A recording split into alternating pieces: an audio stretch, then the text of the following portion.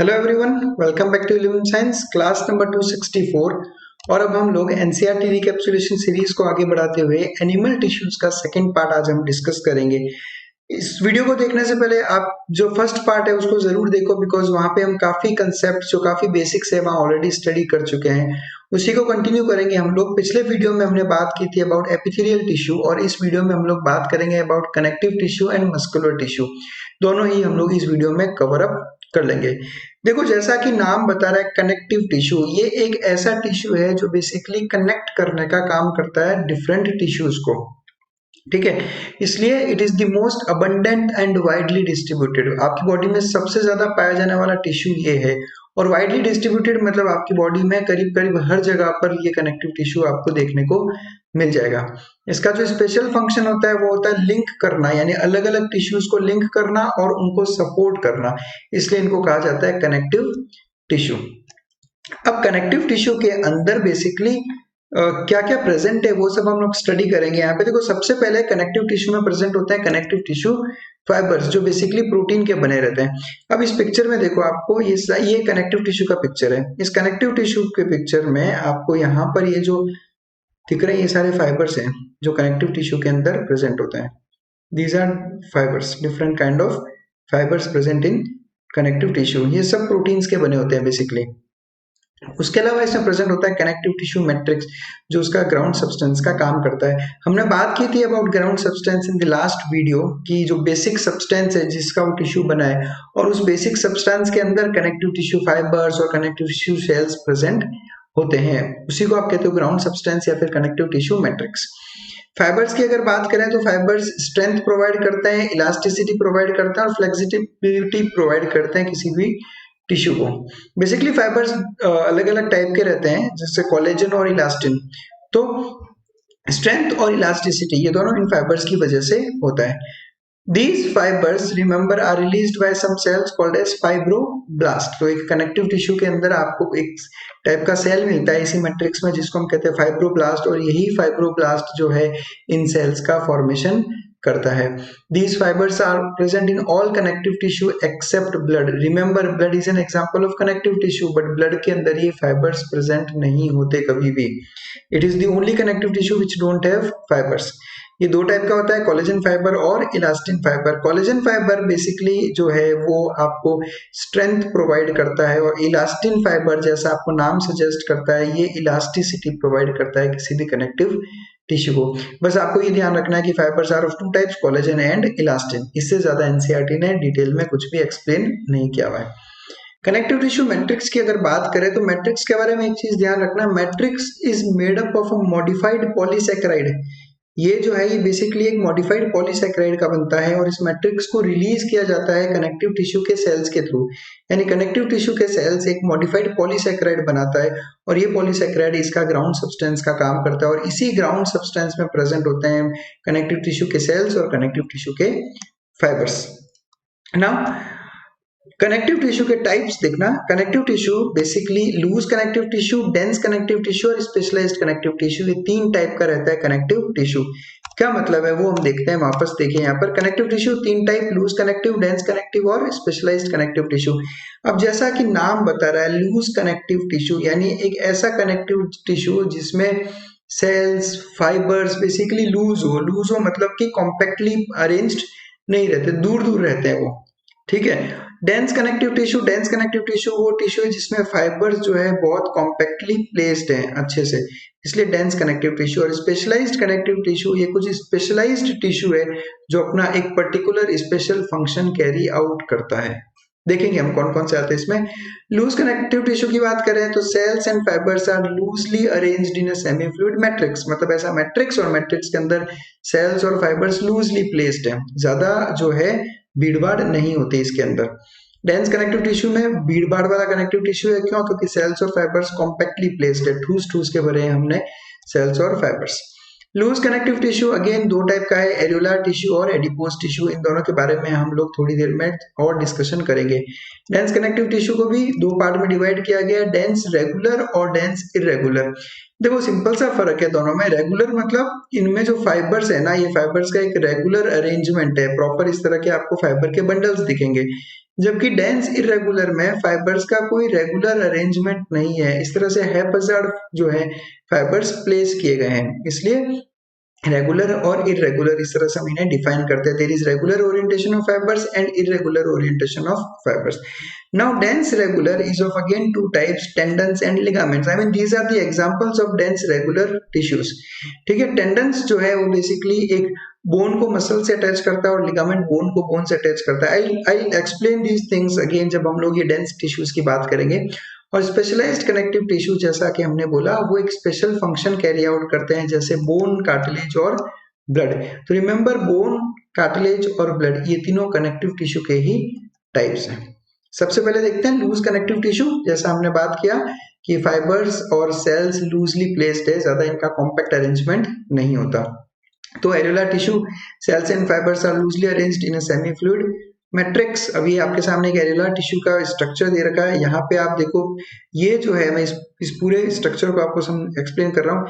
देखो, सबसे पहले this is a cell, this is a cell और ये है आपका फाइब्रोब्लास्ट सेल. और हमने थोड़ी देर पहले डिस्कस किया था कि फाइब्रोब्लास्ट सेल वो सेल है जो कोलेजन फाइबर्स का फॉर्मेशन करता है. तो ये फाइब्रोब्लास्ट सेल और ये फाइब्रोब्लास्ट सेल से जो सिंथेसाइज होने वाले हैं ये कोलेजन फाइबर्स, ये सारे कोलेजन फाइबर्स हैं जो फाइब्रोब्लास्ट सेल से सिंथेसाइज हो रहे हैं.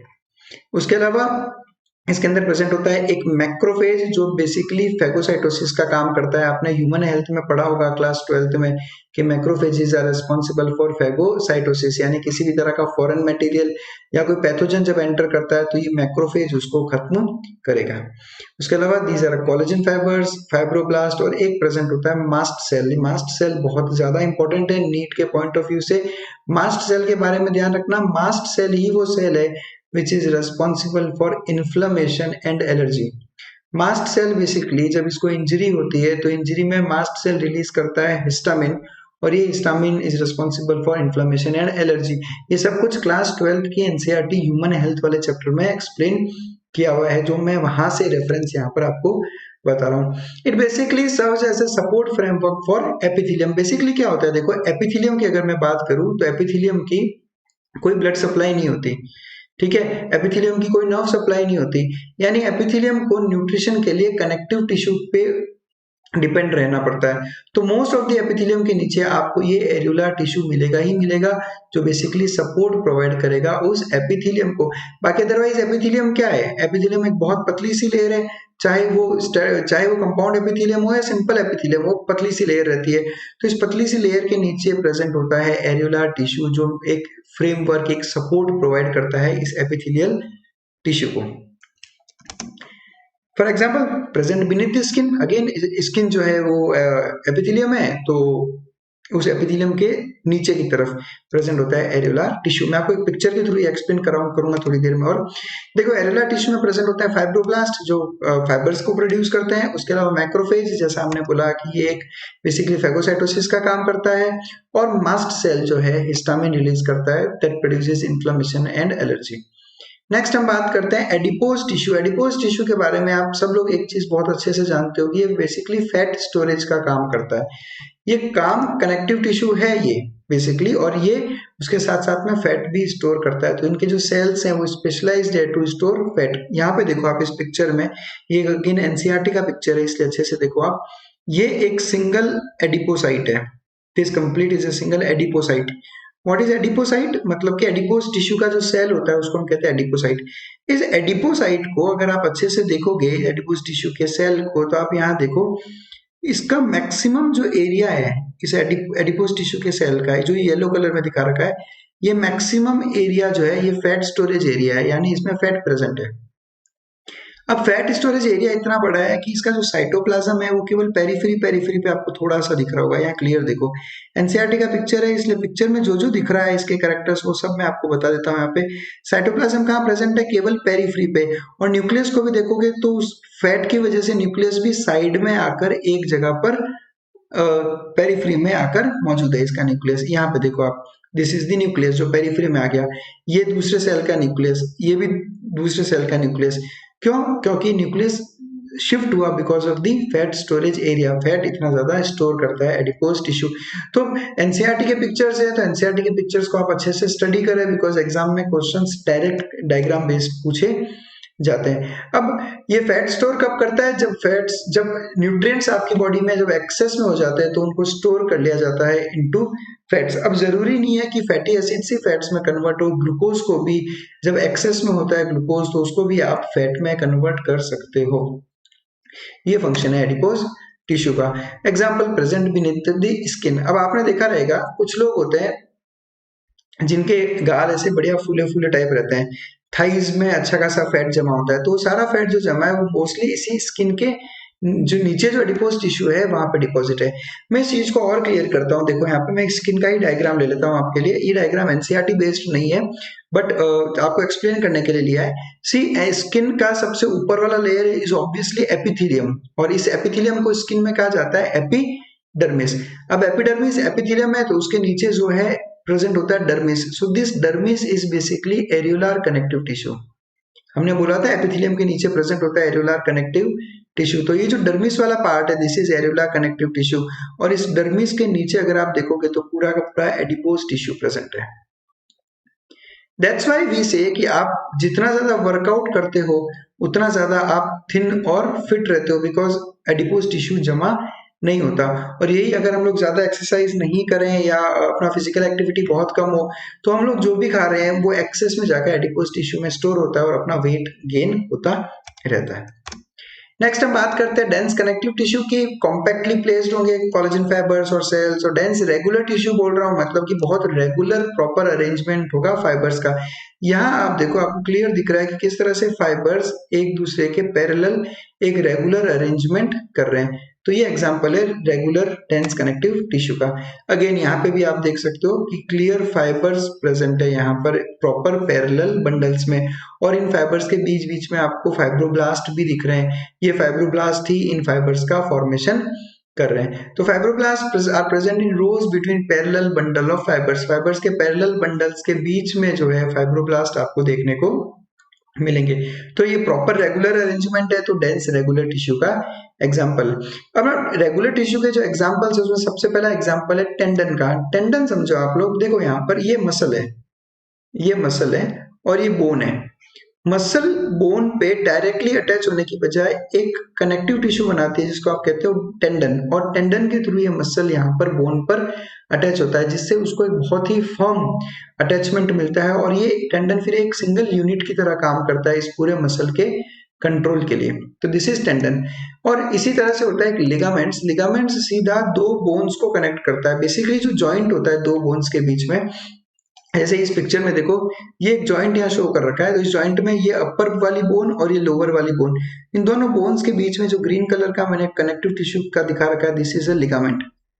तो जॉइंट्स जो होते हैं हम जो है दो बोन को जब जॉइंट बना रहे हैं हम लोग, तो उस जॉइंट को और ज्यादा स्ट्रॉन्ग बनाने के लिए उन दोनों जॉइंट्स को लिगामेंट, उन दोनों जॉइंट्स में जो बोन्स हैं उन बोन्स को लिगामेंट्स से जोड़ते हैं, और इसी लिगामेंट्स की वजह से जो है जॉइंट्स पे मूवमेंट भी पॉसिबल हो पाता है और स्ट्रेंथ भी उस अटैचमेंट को मिलता है। तो ligaments attach bone to bone and tendons attach muscle to bone. Next dense irregular tissue की बात करें तो ये पिक्चर क्लियर है आपके सामने। यहाँ पर देखो कोलेजन फाइबर्स, फाइब्रोब्लास्ट का कोई पर्टिकुलर अरेंजमेंट है ही नहीं, जैसा है वो आपस में इरेगुलर तरीके से वहां पर प्लेस्ड है।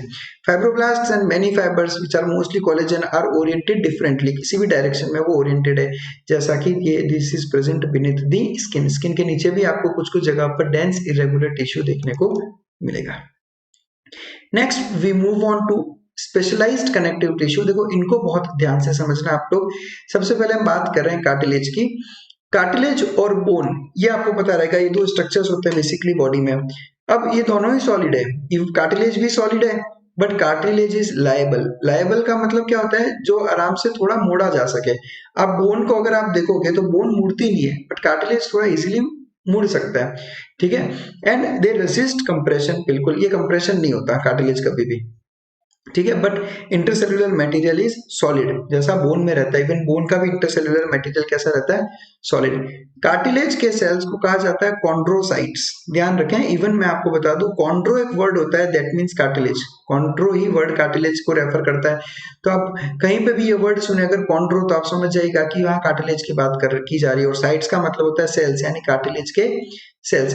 कार्टिलेज के जो सेल्स होते हैं वो कार्टिलेज के ही मैट्रिक्स में बहुत छोटी छोटी सी कैविटीज होती है, उन कैविटीज में ये एंक्लोज्ड होते हैं, ठीक है। और ये जो मैट्रिक्स है, ये मैट्रिक्स खुद कार्टिलेज के सेल्स ही बनाते हैं। अब यहाँ पे देखो, जो कार्टिलेज सेल्स के बारे में एक खास बात ये है कि कार्टिलेज के सेल्स हमेशा पेयर में मिलेंगे आपको मोस्टली, ऐसा ये एक कैविटी में दो सेल्स आपको एक साथ दिख रहे हैं, दीज आर कार्टिलेज सेल्स। यहाँ बेसिकली देखो, यहाँ पे हर जगह पे आपको दो दो सेल्स साथ में दिख रहे हैं, ये कैरेक्टरिस्टिक फीचर रहता है about cartilage cells. Two cells are placed together, और इनके चारों तरफ प्रेजेंट है कोलेजन फाइबर्स। नाउ जो कार्टिलेज होता है, उस कार्टिलेज में बोन के जितना कैल्शियम डिपोजिशन नहीं होता, ये रीजन है कि ये थोड़ा लायबल रहता है एज कंपेयर टू बोन। इसका एग्जैक्ट माइक्रोस्कोपिक पिक्चर जिसमें आप देख सकते हो अबाउट कार्टिलेज की, दो दो कार्टिलेज के सेल्स एक साथ में प्रेजेंट है हर जगह पे mostly, these are chondrocytes. Most of the cartilage in vertebrate embryos are replaced by bones in adult. जब हमारे वर्टिब्रेट्स के अंदर जो एम्ब्रियो होता है, उस एम्ब्रियो में मैक्सिमम बोन्स जो है वो कार्टिलेज की फॉर्म में होती है, एंड धीरे धीरे वो जो कार्टिलेज है एडल्ट्स में, उस कार्टिलेज में कैल्शियम डिपोजिशन बढ़ता रहता है और वो कन्वर्ट हो जाता है बोन में। This is called as ossification of cartilage. Cartilage धीरे धीरे बोन में कन्वर्ट होता जा रहा है। एग्जाम्पल्स देखें अगर हम कार्टिलेज के, तो सबसे अच्छा एग्जाम्पल है टिप ऑफ द नोज। अब ये नोज एंड नोज का ये जो टिप रहता है, ये सब कार्टिलेज है। आप चाहो तो इनको आराम से हल्का बहुत इस तरह से मोड़ सकते हो, बिकॉज दे आर प्लायबल। उसके अलावा जो ईयर का पिन्ना है, जो आउटर ईयर जॉइंट है, यानी कि ये वाला पार्ट, ये भी तुम्हारा कार्टिलेज ही है। उसके अलावा दो वर्टिब्री के बीच में जो है कार्टिलेज प्रेजेंट होता है, दीज आर टू वर्टिब्री, और उन दोनों के बीच में ये प्रेजेंट होता है एक कार्टिलेज। अब आपने सुना रहेगा कई बार कि लोगों की से कि डॉक्टर ने कहा है कि जो बीच की जो डिस्क है वो डिस्क हिल गई है, तो वो जो बेसिकली डिस्क है वो यही कार्टिलेज की डिस्क है, स्लिप डिस्क जिसको आप कहते हो। उसके अलावा आपने बहुत बार पढ़ा होगा ये चीज कि जब भी बोन जॉइंट बनाती है तो मोस्ट ऑफ द केस में वो कार्टिलेज जो है उनके एंड पे प्रेजेंट होता है, यानी ये एक बोन का एंड, इस बोन के एंड पे बना हुआ है कार्टिलेज, ठीक है, और ये दूसरी बोन और इस बोन के ऊपर भी बना हुआ है कार्टिलेज। तो जब दो बोन्स जॉइंट बना रही है तो उन दोनों के बीच में, दोनों के एंड पे पहले कार्टिलेज अटैच्ड होता है, और ये कार्टिलेज बाद में आपस में जॉइंट का फॉर्मेशन करता है, ठीक है। तो ये दो एडजेसेंट बोन्स जो जॉइंट्स है हमारे लिम्स के, नी जॉइंट, एल्बो जॉइंट, इन सब में जो बोन जहां जॉइंट हो रही है वहां पर कार्टिलेज प्रेजेंट है। नेक्स्ट बात करते हैं हम बोन की। अब बोन और कार्टिलेज दोनों ही सॉलिड कनेक्टिव टिश्यूज हैं, और बट बोन में कंपेयर टू कार्टिलेज जो कैल्शियम डिपोजिशन है वो बहुत ज्यादा है, इसलिए बोन हार्ड है बट नॉन लायबल है, वो इतना आसानी से मुड़ नहीं सकती, इतना फ्लेक्सिबल नहीं होती। इट इज जो ग्राउंड सब्सटेंस है, इंटरसेलुलर सब्सटेंस है, नॉन लायबल है, and is rich in calcium salts. बहुत सारे कैल्शियम सॉल्ट्स इसमें प्रेजेंट रहते हैं, जिसकी वजह से इसको स्ट्रेंथ मिलती है। और यही रीजन है कि बोन जो है आपका स्केलेटन का मेन पार्ट रहता है। So this is the main tissue that provides structural framework to the body. Body का जो स्ट्रक्चर बना है वो बेसिकली इस बोन की वजह से ही बना है। बोन्स बेसिकली क्या करती है, बोन्स आपके स्केलेटल मसल्स के साथ में इंटरेक्ट करके मूवमेंट्स में हेल्प करती है। कैसे करेगी, हम लोग ये मसल्स में स्टडी करेंगे इस बारे में थोड़ा और। यहाँ पर हम लोग एक बार बोन का स्ट्रक्चर देख लेते हैं। देखो बोन के स्ट्रक्चर में ये डायग्राम एनसीईआरटी का ने बना रखा है। इस डायग्राम को और अच्छे से एक्सप्लेन करने के लिए मैं एक दूसरा डायग्राम लेता हूँ पहले, फिर मैं आपको एक्सप्लेन करूंगा। देखो ये बोन का ट्रांसवर्स और एलएस दोनों साथ में दिखा रहा हूँ मैं आपको। समझो ये एक बोन है, तो बोन को जब आप इस तरह काटोगे तो ये ट्रांसवर्स सेक्शन, तो ये जो आप ऊपर से देख रहे हो ना, this is the transverse section, this one, और ये जो है ये इसका लॉन्गिट्यूडनल सेक्शन है। ट्रांसवर्स सेक्शन अगर हम गौर से देखें यहाँ पे, तो आपको यहाँ बीचों बीच में ये एक कैनाल दिख रही होगी, ये यहाँ पर, यहाँ पर, ये यहाँ पर, ये यहाँ पर। और जब मैं एलएस में इस कैनाल को देख रहा हूं तो मुझे समझ में आ रहा है कि इन कैनाल में क्या प्रेजेंट है, इन कैनाल्स में प्रेजेंट है ब्लड वेसल्स। इन कैनाल्स में क्या प्रेजेंट है, ब्लड वेसल्स। और बीच में कैनाल है और कैनाल के चारों तरफ कोलेजन फाइबर्स के इस तरह से कंसेंट्रिक अरेंजमेंट है चारों तरफ। ठीक है, चारों तरफ कोलेजन फाइबर्स का कंसेंट्रिक अरेंजमेंट है और फाइबर्स के बीच बीच में यहाँ पे आपको जो है बहुत सारे सेल्स दिखाई दे रहे हैं। दीज आर ऑस्टियोसाइट्स यानी बोन के सेल्स।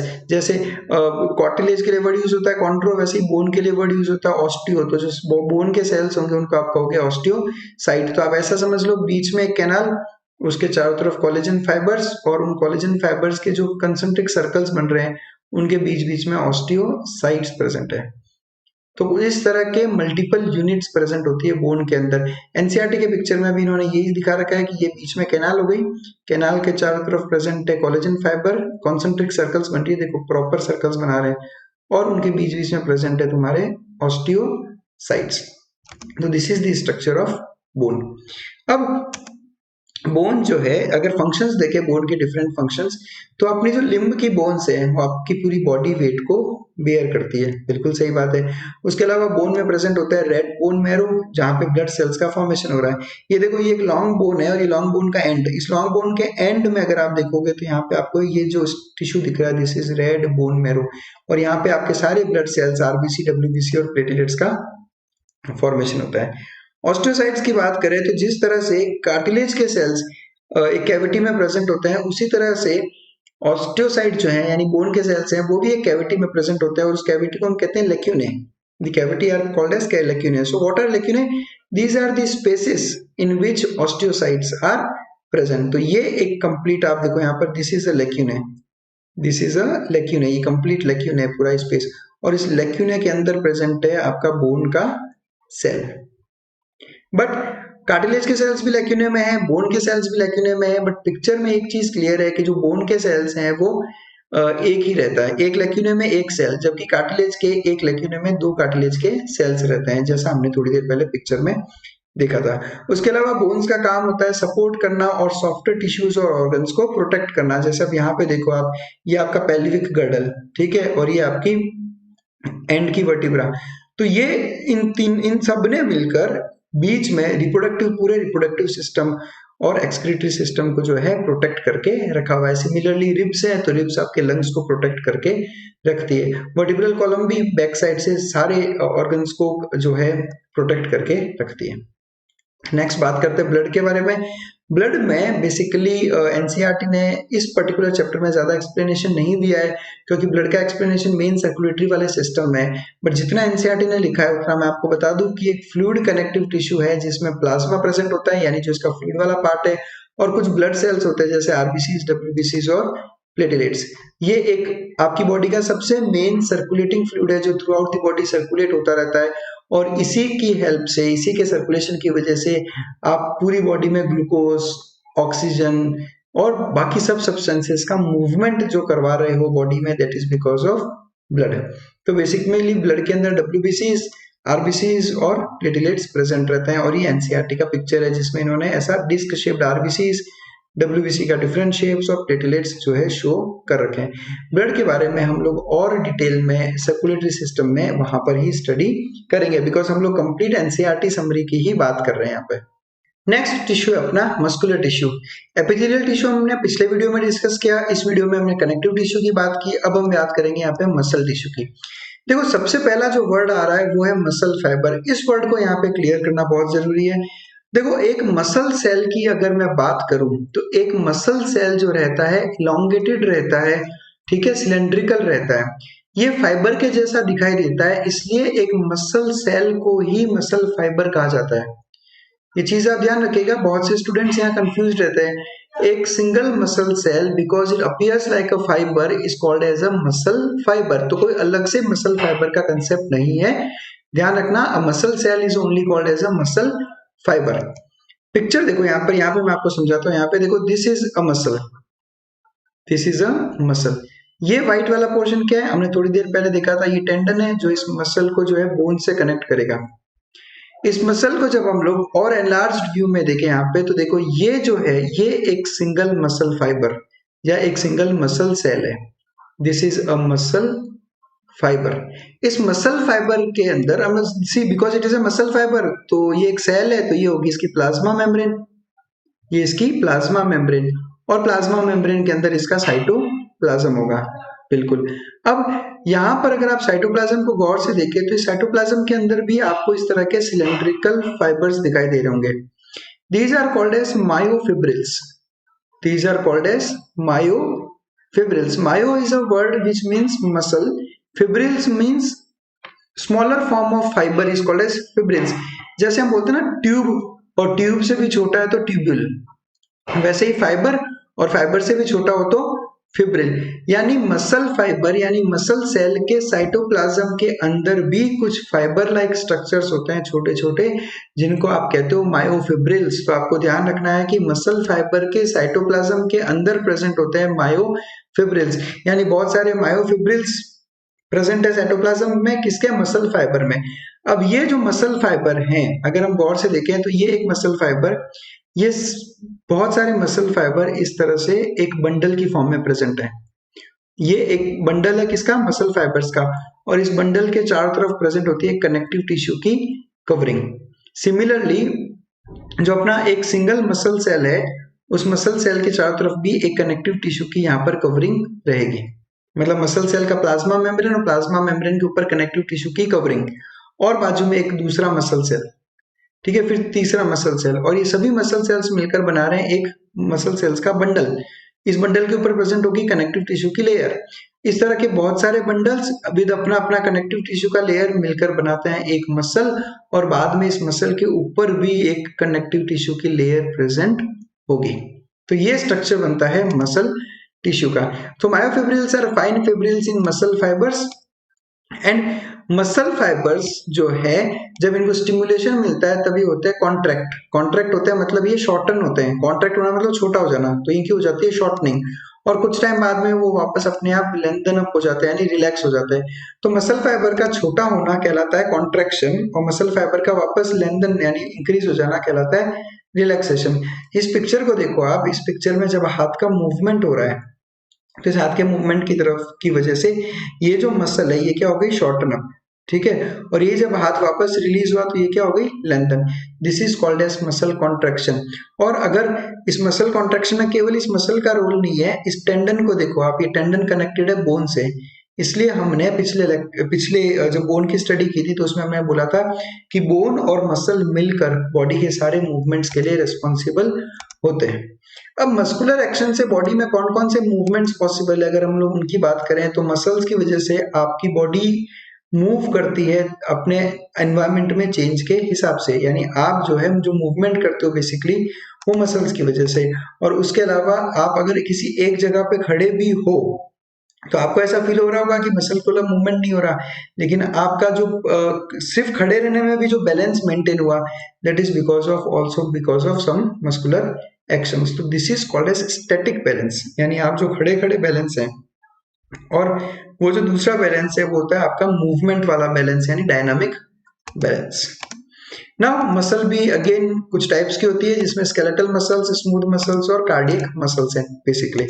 बात करते हैं हम लोग स्केलेटल मसल्स की, तो जो ऐसा इनका नाम हमें सजेस्ट कर रहा है, ये एसोसिएटेड होती है आपके बोन के स्केलेटल सिस्टम के साथ, यानी आपकी बोन्स के साथ। जैसा अभी हमने थोड़ी देर पहले पिक्चर देखा था कि जो मसल्स स्केलेटन के साथ एसोसिएटेड है वो है skeletal muscles. So these are closely attached to the skeletal bones and are voluntary. Voluntary मतलब कि आप अपने विल पे मूव कर सकते हो।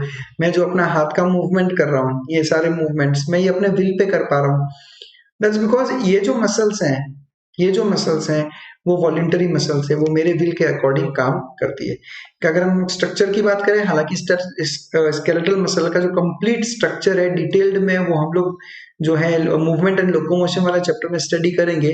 फिलहाल हम लोग उतना ही पढ़ रहे हैं जितना कि इस चैप्टर में लिमिटेड दे रखा है। स्केलेटल मसल का जब आप स्ट्रक्चर देखोगे तो इसके ऊपर आपको इस तरह के स्ट्राइशंस दिखाई देंगे। स्ट्राइशंस का मतलब क्या होगा कि इस तरह की पैरेलल लाइंस दिखाई देगी आपको मसल्स के ऊपर। और इन मसल्स का न्यूक्लियस देखो, एनसीईआरटी का पिक्चर है, ध्यान रखना इनका न्यूक्लियस। अब जस्ट बिकॉज ये मसल सेल में बहुत सारे मायोफिब्रिल्स प्रेजेंट है, तो इनका जो न्यूक्लियस होता है वो ऑलमोस्ट पेरिफ्री पे आ जाता है, मतलब नीचे जो प्लाज्मा मेम्ब्रेन है उसके आसपास आकर सिचुएटेड हो गया ये न्यूक्लियस, बिकॉज पूरे साइटोप्लाज्म में आपको मायोफिब्रिल्स दिखाई देती है। इस तरह की मसल्स को हम कहते हैं स्ट्राइटेड मसल्स या फिर स्ट्राइप्ड मसल्स, क्योंकि इन पे इस तरह की धारियां या लकीरें प्रेजेंट होती है इसलिए बिकॉज। और ये धारियां किसकी वजह से बनी, ये जो लाइंस बनी, ये लाइंस बनी muscle fibres are bundle together in a parallel fashion. All muscle fibres जो है पैरेलल फैशन में बंडल्ड हैं एक साथ में, ठीक है। और इसके अलावा भी इसमें बहुत कुछ है जो हम लोग बेसिकली उसी चैप्टर में डिस्कस करेंगे इन मूवमेंट एंड लोकोमोशन, इससे ज्यादा हम डिटेल में नहीं जा रहे। और ये स्ट्रक्चर जो हमने अभी थोड़ी देर पहले डिस्कस किया था, उसमें हमने कहा था कि there is a tough connective tissue which encloses several bundles of muscle fibres. बिल्कुल सही बात है, ये मसल फाइबर हो गया एक, और ये मसल फाइबर से ये बन गया एक मसल फाइबर का एक सिंगल बंडल, और इसके ऊपर कनेक्टिव टिश्यू प्रेजेंट है। तो ये इस लाइन का मतलब है जो एनसीईआरटी में मेंशन्ड है।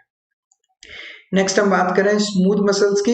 स्मूथ मसल्स है, स्मूथ मसल फाइबर्स अगर आप देखोगे तो इनका जो स्ट्रक्चर रहता है वो बिल्कुल फाइबरस रहता है। फाइबरस मतलब कि इनका जो एंड रहेगा वो तो टेपर्ड रहेगा। इनका एंड कैसा होता है, टेपर्ड, और सेंटर में ये रहती है थोड़ी थिक टाइप में, इसलिए ये बिल्कुल एक फाइबर्स की तरह दिखाई देती है। इस तरह के स्ट्रक्चर को कहते हैं फ्यूजिफॉर्म स्ट्रक्चर। फ्यूजिफॉर्म का मतलब हो गया एक ऐसा स्ट्रक्चर जो एंड पे नैरो हो और सेंटर में थिक हो, उसको आप कहते हो fusiform. And they are without striations. ध्यान रखना, इनमें आपको स्मूथ मसल्स में कहीं पे भी आप पिक्चर देख लो स्ट्राइशंस देखने को नहीं मिलते हैं। The fibers are held together by cell junctions and are bundled together in a connective tissue sheath। यहाँ पे भी ऐसा ही है कि जितने मसल फाइबर्स है वो सबका एक बंडल बनता है, और उस बंडल के ऊपर भी कनेक्टिव टिश्यू की एक शीथ यानी कि लेयर प्रेजेंट होती है। हमने लास्ट वीडियो में डिस्कस किया था अबाउट सेल जंक्शंस, और हमने उस वक्त भी कहा था कि जरूरी नहीं है कि सेल जंक्शंस केवल एपिथेलियल टिश्यू में ही हो। यहाँ देखो आप स्मूथ मसल्स में भी सेल जंक्शंस प्रेजेंट है। अब स्मूथ मसल्स कहाँ कहाँ पे होती है, तो आपकी बॉडी के जितने भी इंटरनल वाइटल ऑर्गन्स हैं जो मूवमेंट शो करते हैं उन सब में स्मूथ मसल्स प्रेजेंट है। अब जैसे आपका स्टमक की बात करें अगर हम लोग, तो इन स्टमक में प्रेजेंट होता है स्मूथ मसल्स। आपने देखा रहेगा कि स्टमक जो है पेरिस्टालसिस करता है। स्टमक जैसा भी स्टमक है तो इसमें होती है पेरिस्टालसिस, और ये जो पेरिस्टालसिस है, इसी पेरिस्टालसिस की वजह से जो फूड है वो आगे मूव करता है। केवल स्टमक ही नहीं, आपका कंप्लीट जीआईटी पेरिस्टालसिस शो करता है, oesophagus, stomach, small intestine, large intestine. तो ये जो मूवमेंट हो रहा है, that movement is because of smooth muscles जो आपके इन ऑर्गन्स में प्रेजेंट है। उसके अलावा आपकी जो ब्लड वेसल्स है, उन ब्लड वेसल्स में भी स्मूथ मसल की एक लेयर प्रेजेंट होती है। हमने लास्ट वीडियो में देखा था कि स्मूथ मसल की जो सबसे अंदर वाली लेयर है, दैट सबसे अंदर वाली लेयर इज द एंडोथेलियम, जो कि सिंपल स्क्वेमस एपिथेलियम का एग्जांपल थी। उसी एंडोथेलियम के जस्ट बाहर वाली लेयर मस्कुलर लेयर है जो बनी है स्मूथ मसल्स की। अब आप कंप्लीट जीआईटी जो आप भी आपके वॉलंटरी ऑर्गन्स की हमने बात, सॉरी जितने भी हमने आपके वाइटल ऑर्गन्स की बात की, उन वाइटल ऑर्गन्स का जो अंदर का मूवमेंट है, जैसे आप जीआईटी का पेरिस्टालसिस हो गया, या जो मसल्स प्रेजेंट है ब्लड वेसल्स में। अच्छा, why muscles are present in blood vessels, ताकि ये ब्लड वेसल्स का कॉन्स्ट्रिक्शन और डायलेशन हो सके। जब वेसल पिचकता है तो उसे आप कहते हो वेसो कॉन्स्ट्रिक्शन, और जब वेसल का डायमीटर बढ़ता है तो इसे आप कहते हो वेसो डायलेशन। तो that is possible because of muscles only, क्योंकि मसल्स ही मूवमेंट में हेल्प करेगी। एंड वेसो डायलेशन, वेसो कॉन्स्ट्रिक्शन या जीआईटी का पेरिस्टालसिस, इनमें से कोई भी प्रोसेस जो है अपने विल में नहीं है, इसलिए all these muscles are involuntary muscles, because ये अपने विल पे कंट्रोल नहीं होती। ये आपके इंटरनल ऑर्गन जैसे ब्लड वेसल्स, स्टमक और इंटेस्टाइन में मिलती है। They are smooth muscles. Next बात कर रहा हूँ cardiac muscles. Now cardia means heart. तो एक बात तो क्लियर है कि कार्डियक मसल्स प्रेजेंट होगी केवल और केवल हार्ट में। हार्ट के अलावा आपको कार्डियक मसल्स कहीं पे भी देखने को नहीं मिलेगी। अब ये आपके सामने कार्डियक मसल्स का एक पिक्चर है। इस पिक्चर में भी आप सबसे पहली चीज जो आप नोट करोगे वो आप कहोगे कि सर इसमें भी स्ट्राइशंस प्रेजेंट है, तो क्या ये भी स्ट्राइटेड मसल है? तो बिल्कुल, कार्डियक मसल और स्केलेटल मसल्स, ये दोनों मसल्स स्ट्राइटेड मसल्स की कैटेगरी में ही आती है, बिकॉज इन दोनों में स्ट्राइशंस प्रेजेंट है। स्मूथ मसल्स में स्ट्राइशंस प्रेजेंट नहीं थे। बट यहाँ पर एक बहुत ही स्पेशल चीज है, और वो ये है कि जो दो एडजेसेंट सेल्स है उनके बीच में जंक्शन प्रेजेंट है। ये देखो यहाँ पर ये एक सिंगल सेल है, एक सिंगल कार्डियक मसल का सेल, और इसके ऊपर दूसरा कार्डियक मसल का सेल, ये यहां तक। तो इन दोनों की जो प्लाज्मा मेम्ब्रेन है, ये जो ब्लैक में दिखा रखी है, ये प्लाज्मा मेम्ब्रेन है। इन प्लाज्मा मेम्ब्रेन में सेल जंक्शंस प्रेजेंट होते हैं, ठीक है। These are the junction between adjacent cell. और यहाँ तक कि जो कार्डियक मसल्स हैं इनमें आपको ब्रांचिंग भी दिखेगी, देखो यहाँ पर ब्रांच्ड मसल सेल्स हैं कार्डियक मसल्स। अब adjacent cells are connected by some junctions and these are striated muscles. इसमें भी आपको सेल्स के बीच में जो प्लाज्मा मेम्ब्रेन्स है वहां पे जंक्शंस दिखाई देंगे आपको। हार्ट का कैरेक्टरिस्टिक फीचर रहता है cell junctions in cardiac muscles. Now these cell junctions fuse plasma membrane sticking them together. ये cell junctions basically plasma membrane को फ्यूज कर देता है जिससे वो साथ में स्टिक हो जाते हैं। लेकिन इसका जो सबसे बड़ा फायदा है वो सबसे बड़ा फायदा है कि ये एंटायर मसल के जो सेल्स है वो एक यूनिट की तरह काम करेंगे। कैसे काम करेंगे वो समझो आप इस चीज को अच्छे से। यहाँ पर देखो, यहाँ पर ध्यान से सुनना जो मैं आपको बता रहा हूँ। कार्डियक मसल को, इस सेल को मैंने स्टिमुलेट किया, तो मैंने स्टिमुलेट किया तो इसमें एक्शन पोटेंशियल डेवलप हुआ।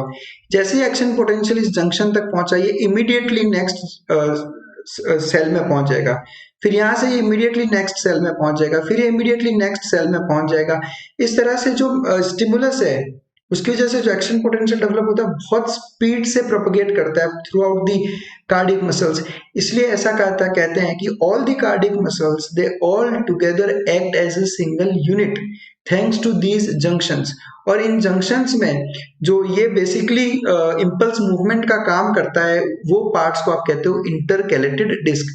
बेसिकली आप ये समझ लो कि इंटरकैलेटेड डिस्क जो है वो सेल जंक्शंस ही है जो दो प्लाज्मा मेम्ब्रेन के बीच में प्रेजेंट है। तो कुछ फ्यूजन पॉइंट्स पे आपको कम्युनिकेशन जंक्शंस मिलेंगे जिनको आप कहते हो इंटरकैलेटेड डिस्क्स। और ये इंटरकैलेटेड डिस्क की हेल्प से ये सारे के सारे सेल कॉन्ट्रैक्ट होते हैं एज अ सिंगल यूनिट। मतलब एक को भी अगर आपने स्टिमुलेट किया तो बहुत जल्दी ये सारा कार्डियक जो मायोकार्डियम है, जो कार्डियक मसल्स है, वो सब एक यूनिट की तरह एक साथ में कॉन्ट्रैक्ट हो जाएगी। तो when one cell receives a signal to contract, its neighbors are also stimulated to contract। अपने आप दूसरे सेल को स्टिमुलेशन की जरूरत ही नहीं है, वो अपने आप पहले वाले की वजह से कॉन्ट्रैक्ट हो जाएगा। अब बिकॉज कार्डियक मसल्स भी अपने कंट्रोल में नहीं है तो ये भी इनवॉलेंट्री मसल का एग्जाम्पल है। तो एक बार मैं आपको वापस बता दूं, अगर आपसे पूछा जाए स्ट्राइटेड मसल्स के बारे में तो आप कहोगे कि सर स्ट्राइटेड मसल में स्केलेटल मसल्स आती है और कार्डियक मसल्स आती है। और आपसे पूछा जाएगा इनवॉलेंट्री मसल्स के बारे में तो इनवॉलेंट्री मसल्स में एक तो आती है स्मूथ मसल्स और एक आती है कार्डियक मसल्स। तो ये है टोटल कार्डियक मसल्स के बारे में। Thank you very much for watching us. Stay connected with us for more such informative videos. Thanks a lot for connecting with us.